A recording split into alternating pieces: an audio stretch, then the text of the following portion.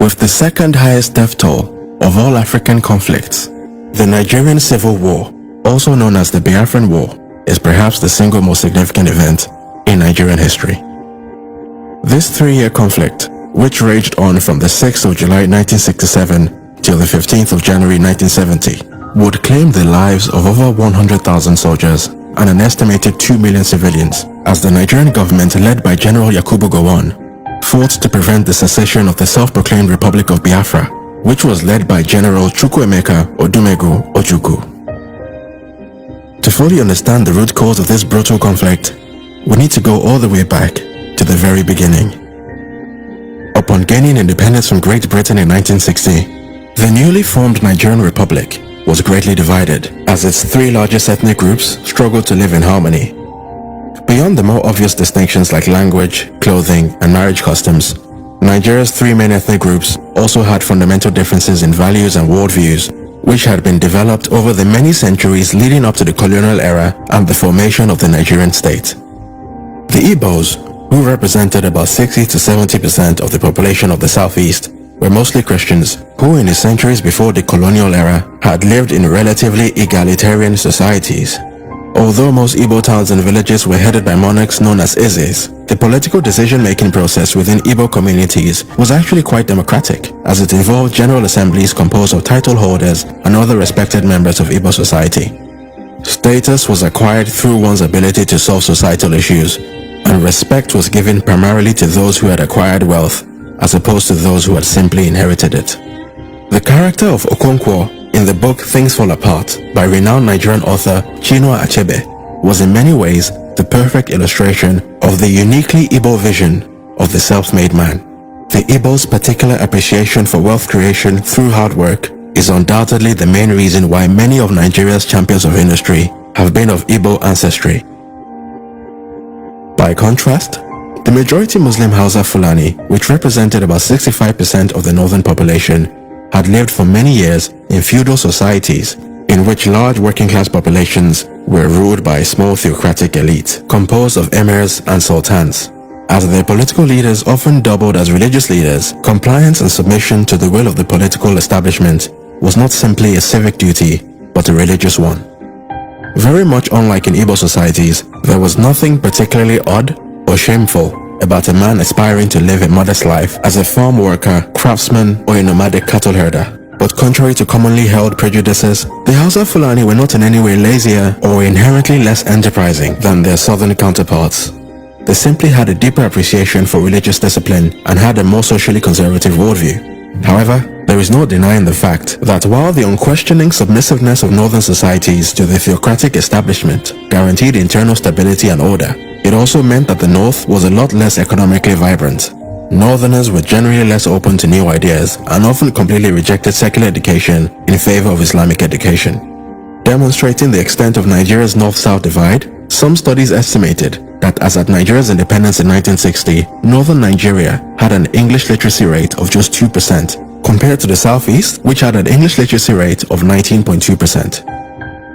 The Yorubas, which formed about 75% of Nigeria's southwestern population, were in many ways a sort of halfway house between the Igbos and the Hausa Fulani, both in terms of their religious affiliation and their political history.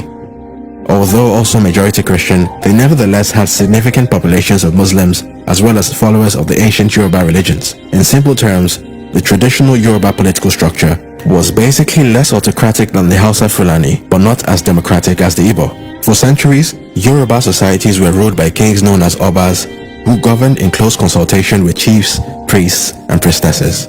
Culturally, the Yorubas were quite similar to the Igbo in their appreciation for individual drive and ambition. However, the Yorubas tended to channel their energies towards excellence in the arts and academia, as opposed to pure industry and wealth creation. Many often point to the Yorubas' deep appreciation of the arts as the reason why many of Nigeria's most prominent cultural icons, such as Afrobeat legend Fela Kuti and the Nobel Prize laureate Professor Wole Soyinka, have been of Yoruba ancestry.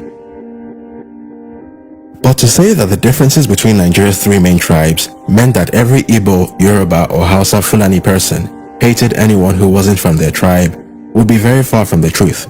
In reality, most Yoruba societies got on well enough with Igbo societies.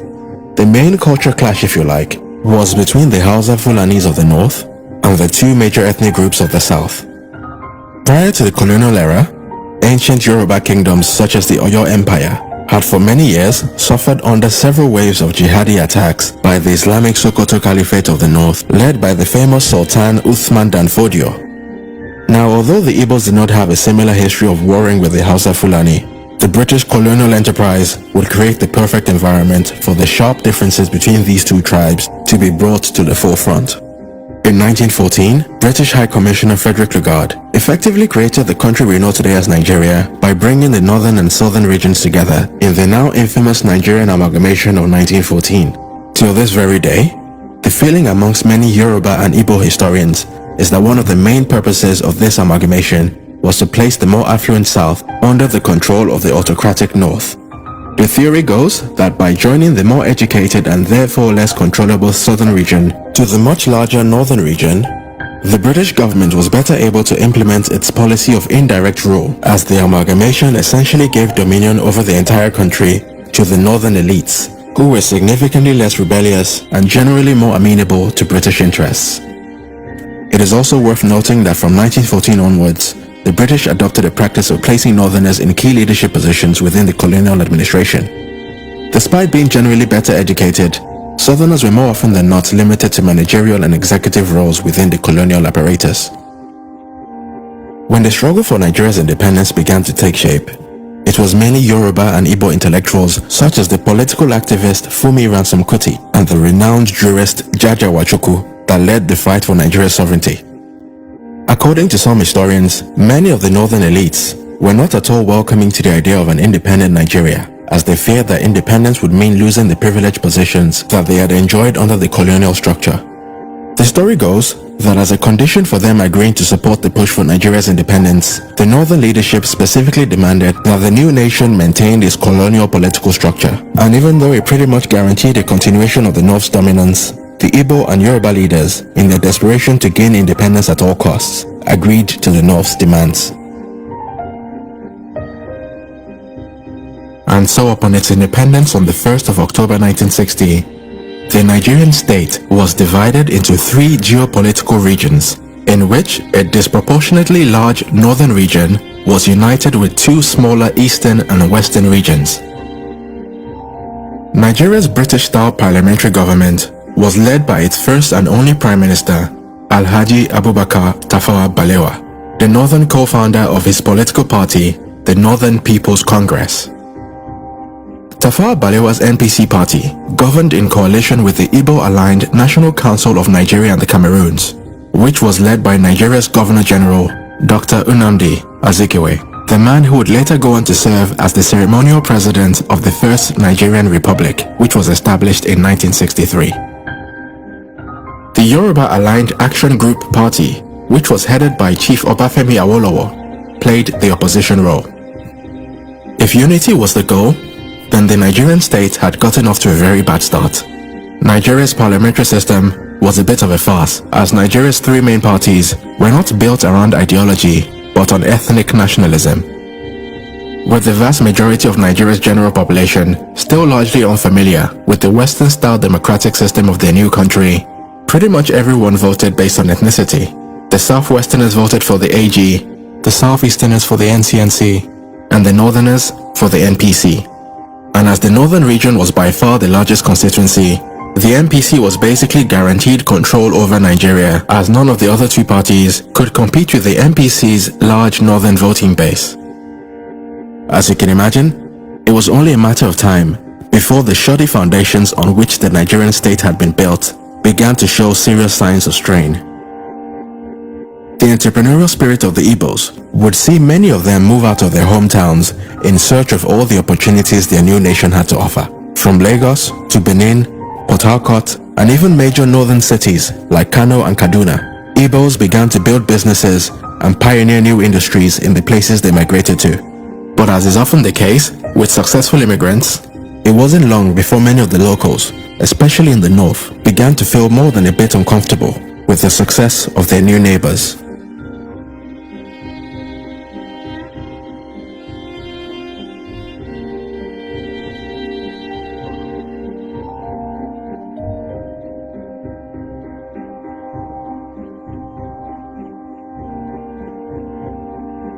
One thing I've noticed, Premier, while I've been here, is that Northerners seem to have, I might almost call it, obsession about the Igbos.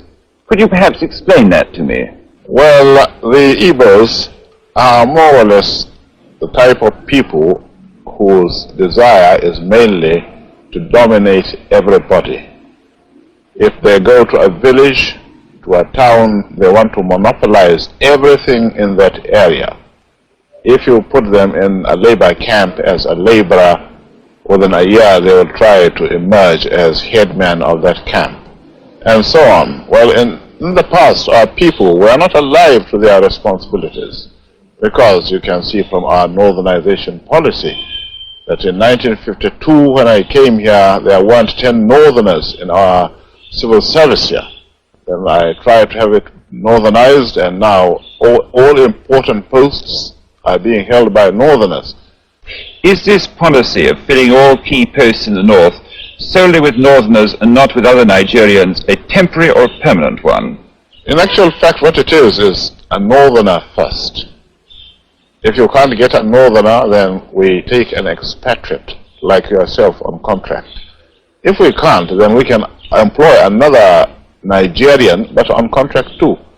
This is going to be permanent, I should say, as far as I can foresee, because it will be rather dangerous to see the number of boys we are now turning from all our learning institutions coming out with having no work to do. I'm sure whichever government of the day might be, it will feel rather embarrassed, and it might even lead to bloodshed. Doesn't this damage the idea, sir, of all people in all regions in Nigeria being fellow citizens of one country? Well, it might, but you are, new to our region, but how many northerners are employed in the east or in the west? The answer is no. And if there are, there may be 10 laborers employed only in the two regions.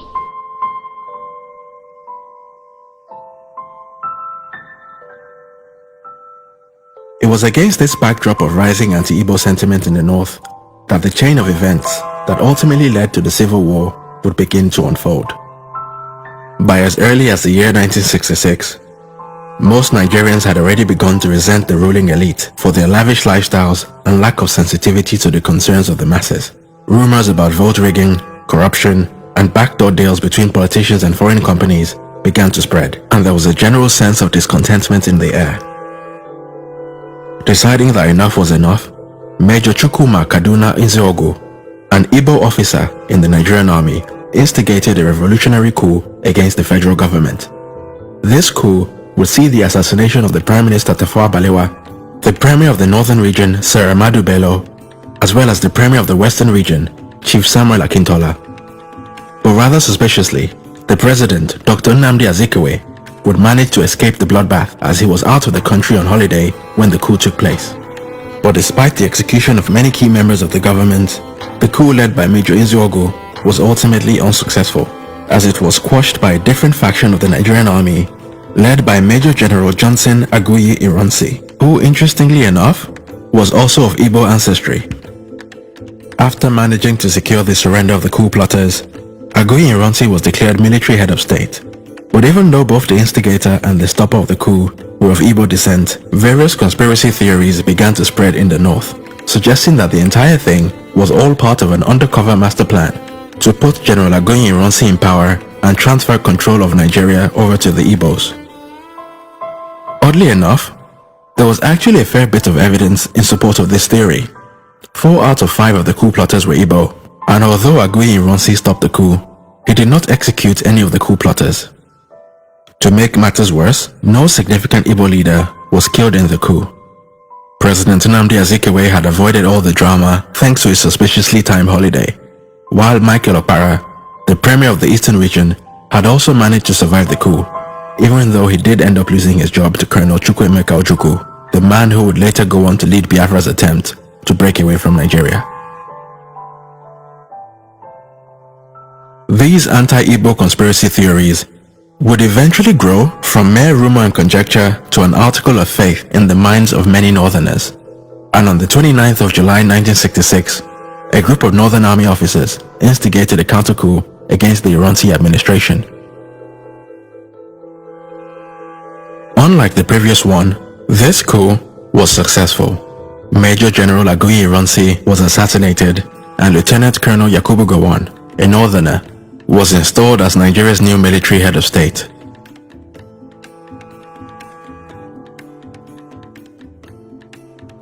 Unfortunately, the northern retaliation would not end there. In the 3 months following the coup, an estimated 8,000 to 30,000 Southeasterners living in the north would be attacked, killed, and robbed by local mobs.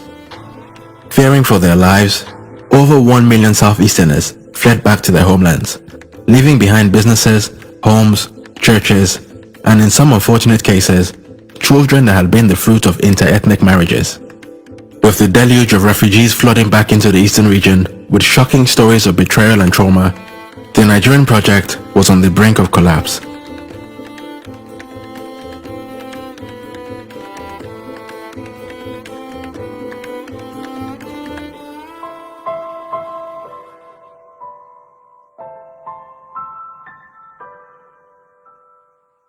As many Easterners no longer felt safe in other parts of Nigeria, the military governor of the eastern region, Colonel Ojukwu, began to call for Igbos from all around Nigeria to return home. Rumors about the eastern region's impending breakaway from Nigeria became front-page news after it was reported that a plane carrying imported weapons had crashed in the eastern city of Enugu. Knowingly or unknowingly, Colonel Ojukwu essentially confirmed all rumors with a series of rousing criticisms of the Gowon administration's failure to provide adequate protection to the thousands of Igbos who were being attacked and killed by people they imagined were their fellow citizens. With tensions at an all-time high, General Yakubu Gowon and other key members of the government agreed to meet with Colonel Ojukwu at a neutral location so that both sides could try to de-escalate the situation. This two-day meeting will take place in the Ghanaian town of Aburi from the 4th to the 5th of January 1967. To Gowon's great surprise, Colonel Ojukwu took the meeting very seriously and was very well prepared. He set out very clearly all of the eastern region's demands, which included greater political autonomy, greater control over the revenue from the southeast's oil deposits, and also a restructuring of the Nigerian army in a way that devolved powers to the regions and got rid of the unfair recruitment quota system, which had allowed for a disproportionately large number of northerners to join the Nigerian army. Although many still debate what exactly was agreed at this meeting, General Ojukwu left Aburi fully convinced that Gowon had accepted all of the eastern region's demands. This controversial agreement, known today as the Aburi Accord, was not honored by the Gowon administration.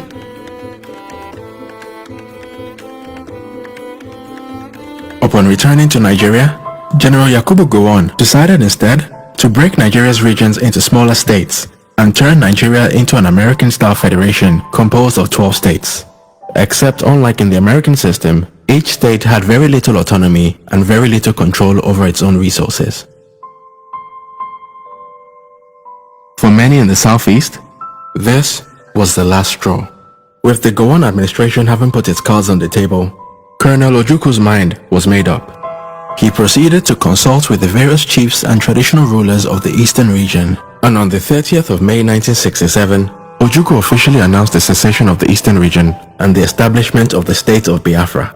And with the support of many key members of the southeastern leadership, Colonel Ojukwu cut all ties with the Nigerian army and was proclaimed General Ojukwu, Biafran President and Commander-in-Chief of the Biafran Army. The declaration of Biafra's secession was celebrated in the streets. For many, the establishment of Biafra was a long-awaited restoration of the pre-colonial sovereignty of the region and the beginning of a bright new dawn for its people.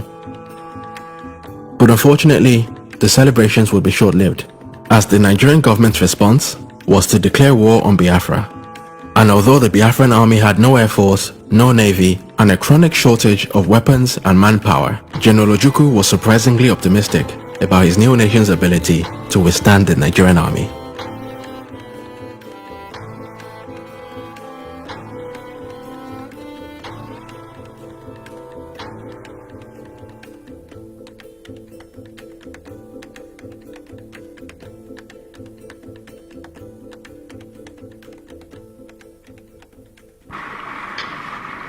if civil war comes, and I do think it is imminent, you're quite right, it will for us be the price of freedom. Our people here have for a long time been prepared for this eventuality, and I am confident of their readiness. I think that when it does come,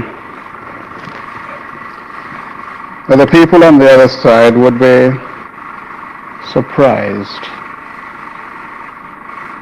as to what they're going to get. And I'm confident that it will not last long. I can't say for certain what Lagos has got. When we lost direct contact with Lagos, they had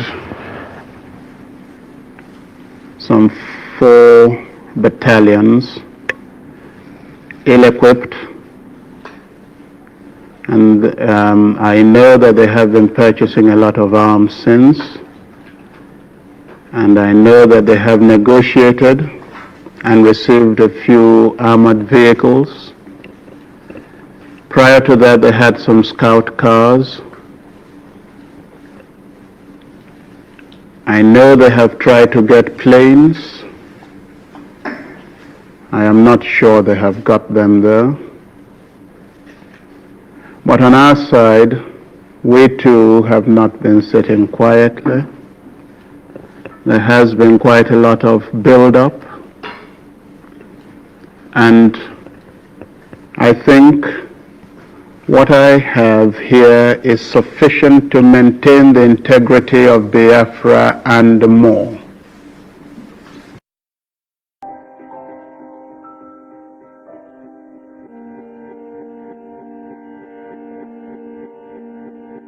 But putting aside General Ojuku's confident fighting talk, the reality of the matter was that Biafra was by far the underdog in this fight. The Nigerian military was larger, better funded, better trained, and had secured the support of Britain and other world powers. The expectation in Lagos was for the war to be over within a matter of weeks, or in the very worst case scenario, 6 months. But much to the surprise of the Nigerians, the Biafran army would prove a lot more resilient than they could have ever imagined. Despite being composed of a largely untrained and unskilled group of young men and teenage boys, the Biafrans would manage to withstand the Nigerian onslaught for 3 brutal years.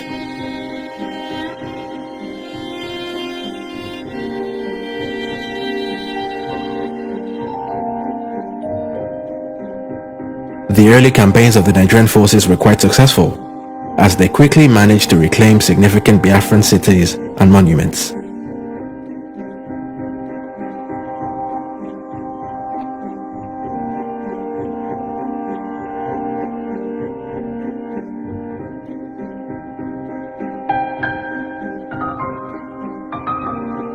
But after nearly a year of fighting, the war reached a stalemate as the Biafran army began to stand its ground and maintain control of key cities and towns.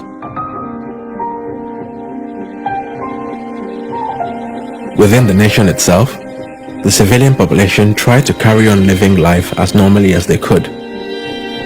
With most of the men and boys on the battlefront, it was up to the women to manage the day-to-day running of the country. But as the war raged on, any hopes that the civilian population had of continuing to live their normal lives began to fade away. With both sides unable to reach an agreement, despite several attempts at peace talks, including one in Ethiopia presided over by Ethiopian Emperor Haile Selassie, the Gowon administration came to the very reckless conclusion that the only way to break the deadlock would be to trigger its nuclear option.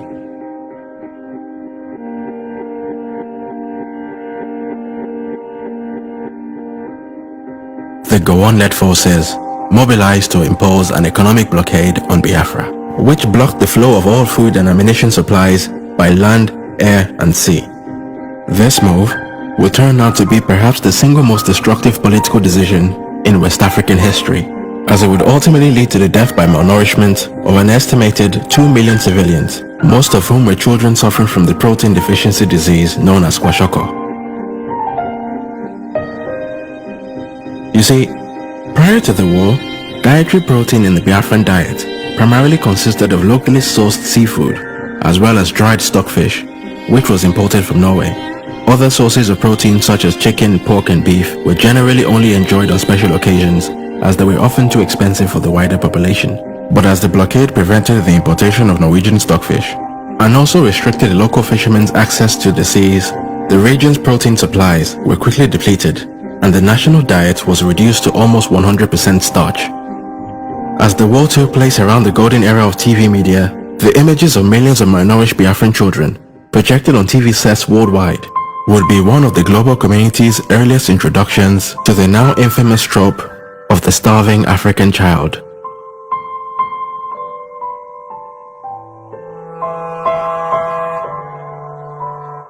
Although the Nigerian government strategy was indefensible, it is important to point out that the government's supposed reasoning at the time was that the blockade would be nothing more than a short, sharp shock, and that General Ojukwu, seeing the immense suffering of his people and the dwindling ammunition of his frontline soldiers, would have no other choice but to surrender.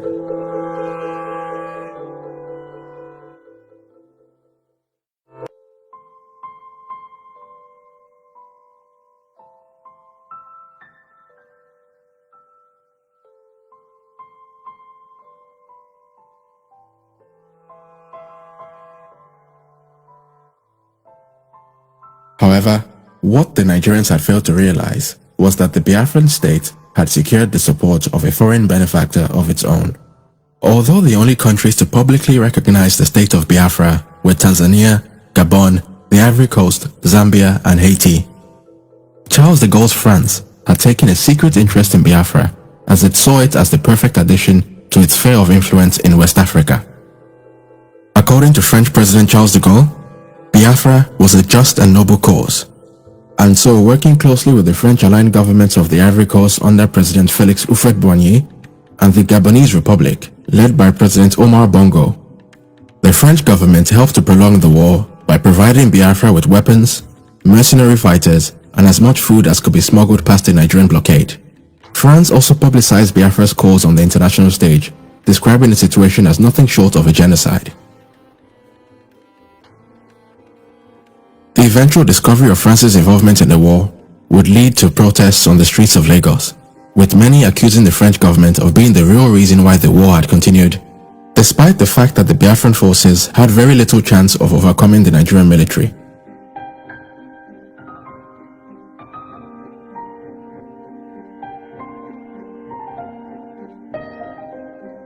But did France really get involved in the war simply because Charles de Gaulle considered Biafra to be a just and noble cause? Well, not exactly. France's involvement was all about economics, and had very little to do with some romantic desire for the Biafran people to share in the French ideals of liberté, égalité, and fraternité. Later investigations will show how the French state-owned oil company ELF had secured lucrative drilling agreements with the Biafran state. Had Biafra successfully seceded from Nigeria, these agreements would have guaranteed ELF access to the equivalent of 7% of Nigeria's oil supply, and given the French government a nice slice of the Nigerian pie, which since the discovery of oil back in 1956 had been enjoyed solely by the Shell BP oil company. Although the French government tried to keep its ties to Biafra secret, General Ojukwu did very little to hide his country's French connection. From as early as the first year of the war, General Ojukwu had already begun to suggest that French would be made compulsory in Biafran secondary, technical, and teacher training schools. In his own words, he was very keen for his people to benefit from the rich culture of the French-speaking world.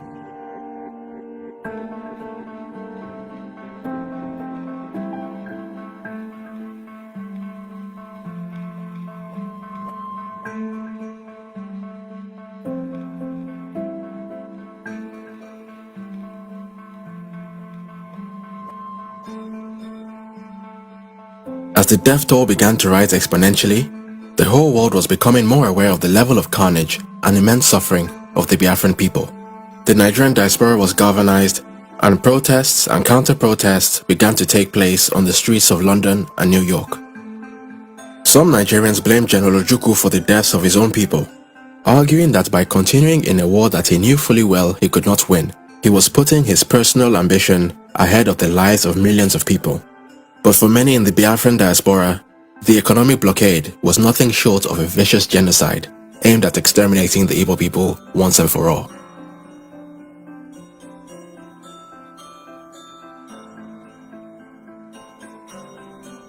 Another accusation that was thrown at General Ojukwu was that the only way he managed to cajole his army and his people to continue in the fight for Biafra was by reporting stories of false victories and by giving false guarantees about the imminent end of the war.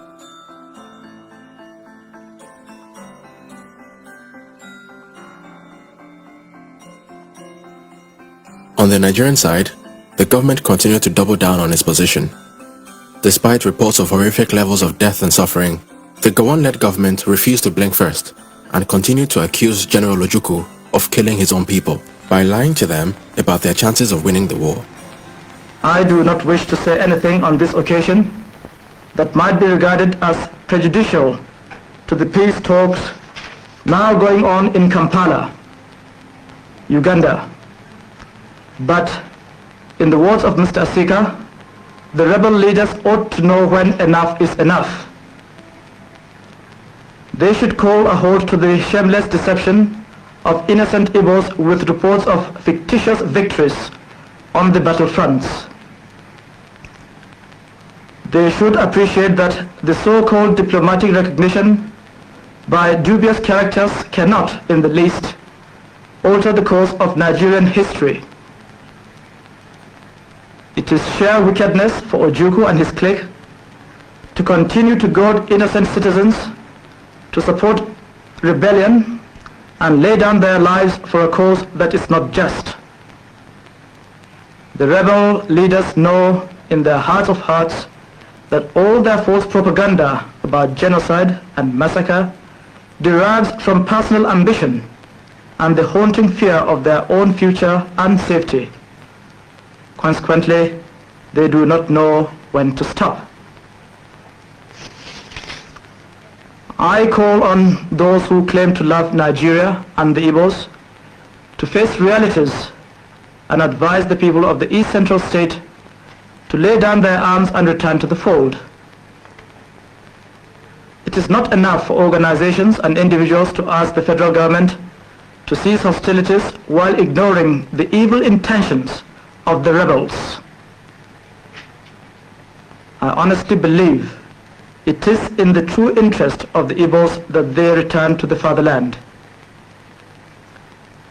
I am satisfied that all other Nigerians have learned the lesson of our most recent history and the current civil war.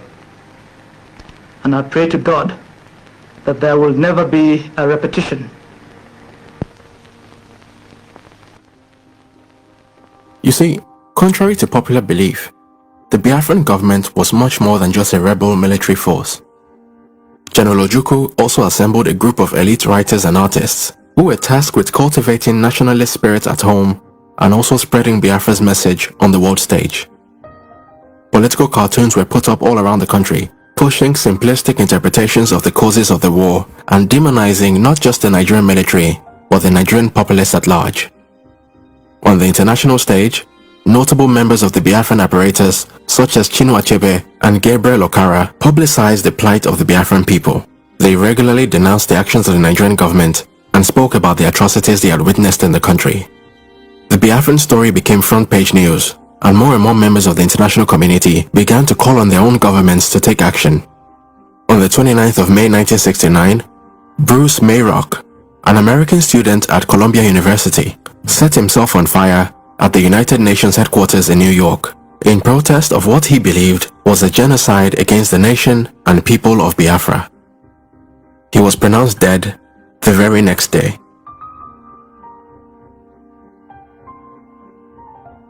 With more and more of their own citizens calling for political intervention, the response from Nigeria's international backers was to ramp up their military support for the Nigerian forces to help them break the Biafran resistance once and for all.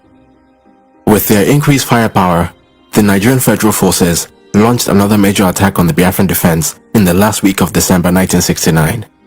This final offensive, known as Operation Tailwind, was executed by a battalion led by Colonel Olusegun Obasanjo, a man who would later go on to be a two-time president of Nigeria.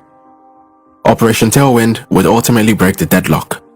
After over 3 weeks of heavy fighting, the last two major strongholds of Owerri and Uli fell to the Nigerian forces. Unwilling to go down with the Biafran ship, General Ojukwu fled by plane to the Ivory Coast, leaving behind his deputy Philip F. Young to negotiate the terms of Biafra's surrender to General Yakubu Gowon on the 14th of January 1970.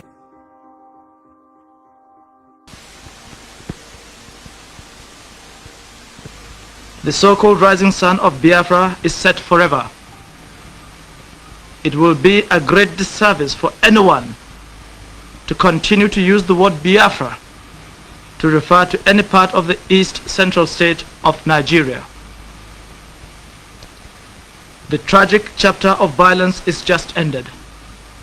We are at the dawn of national reconciliation. Once again, we have an opportunity to build a new nation. You will have heard that my government may seek the assistance of friendly foreign governments and bodies, especially in the provision of equipment to supplement our national effort. There are, however, a number of foreign governments and organizations whose so-called assistance will not be welcome. These are the governments and organizations which sustained the rebellion. They are thus guilty of the blood of thousands who perished because of the prolongation of the futile resistance. They did not act out of love for humanity. Their purpose was to disintegrate Nigeria and Africa and impose their will on us.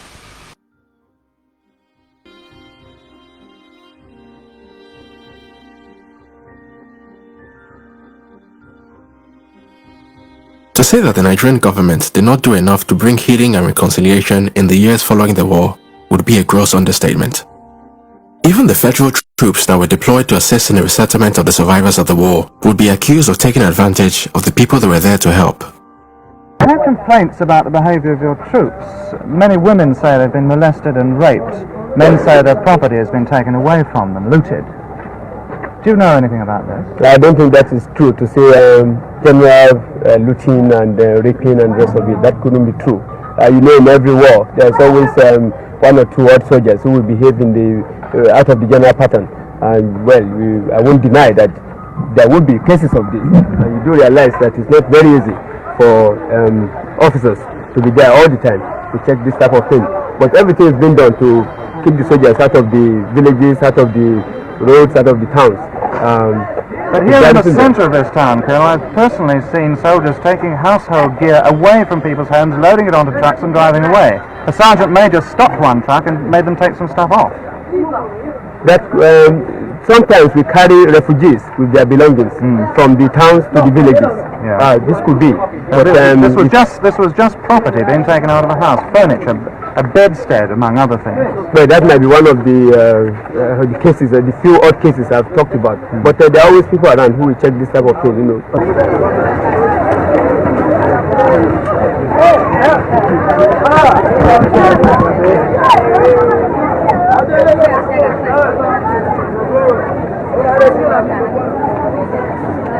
Have the federal troops behaved badly since they came here? Have they beaten people? That's seizing of their things. Seizing of their properties. They seize property? Properties, and they're forcing some girls and ladies. They are forcing them. Forcing themselves on girls and yes, ladies? Forcing them. Taking some wives from people try to do something in their lives. Have they been killing people? No. They don't kill civilians. Do they bring food in with them to feed the population? In fact, they don't. They don't. Yeah, no food. Since 3 days now, I haven't taken anything. You're hungry? You're hungry. Very, very. Even my children, you can see them in the house now, lying down. Nothing to take. The Biafran money, when we give them, they say no, the Biafran money is of no use.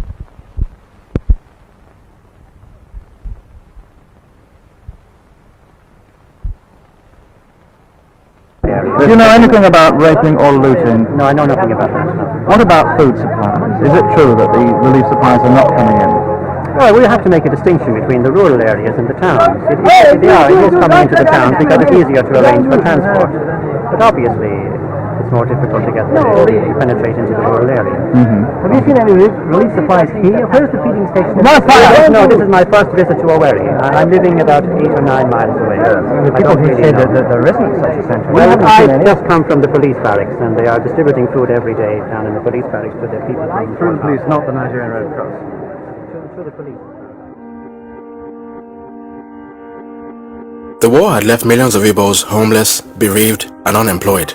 To make matters worse, Nigeria had changed its currency during the war, and so the many Easterners who still held the old Nigerian currency were left in a very precarious position. The man who was tasked by the Gowon administration to rectify the problem was the former opposition leader, Chief Obafemi Awolowo, who at the time was Nigeria's Commissioner of Finance. His solution was to simply award every Easterner a grand total of 20 Nigerian pounds, regardless of how much money he or she had in their bank account prior to the war.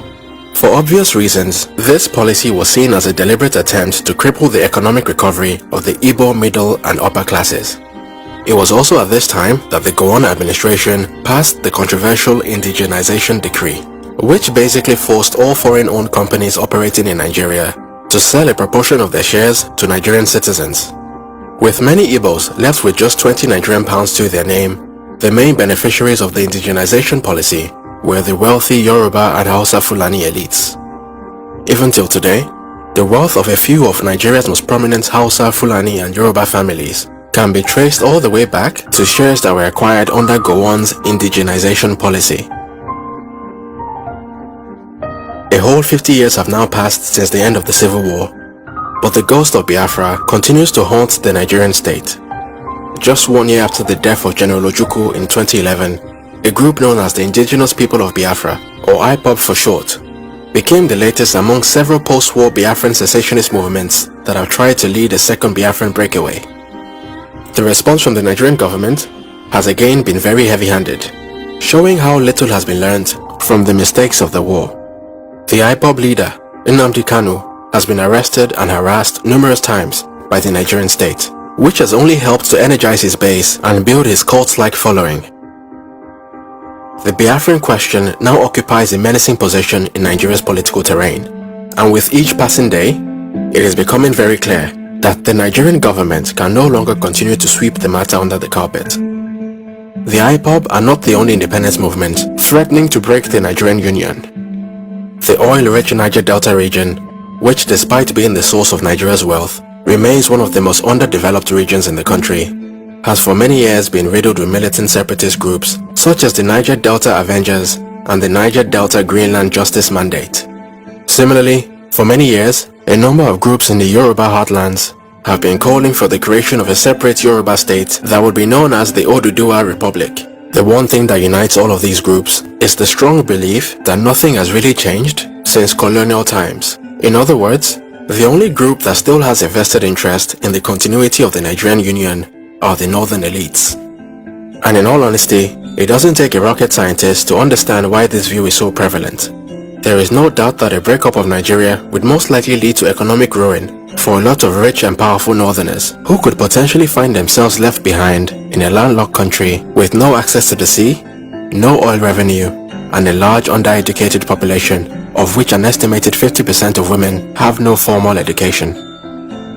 When Frederick Lugard created Nigeria back in 1914, it was arguable that he had no idea how badly the Nigerian project will turn out.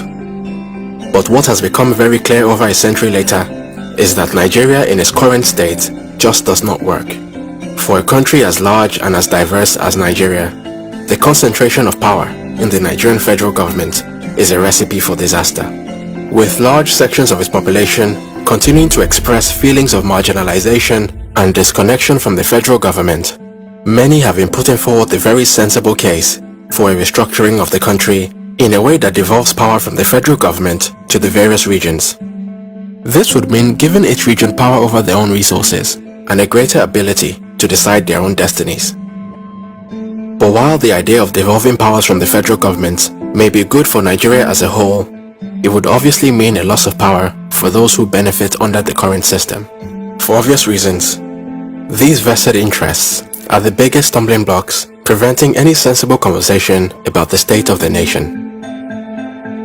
For the sake of the many innocent and peace-loving Nigerians, one can only hope and pray that the Nigerian establishment chooses to loosen its tight grip on power before it's too late.